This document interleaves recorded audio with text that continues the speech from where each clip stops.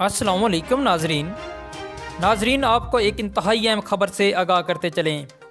P T I کے chairman Imran Khan نے گزشتہ روز پنجاب اور کے پی کے اسمبلی تحلیل کرنے کا اعلان کیا تو مسلم لیگ نون کے قائد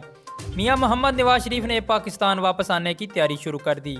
اور پاکستان واپس آنے کی تاریخ کا بھی اعلان کر دیا۔ آپ کو مکمل تفصیلات سے آگاہ کریں گے،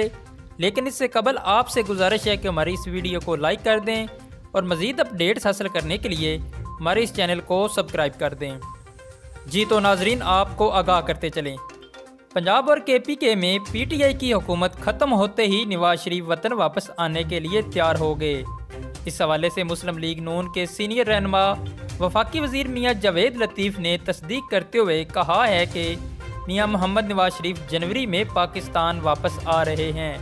اور وطن واپس آنے کے بعد انتخابی مہم میں بھرپور شرکت کریں گے۔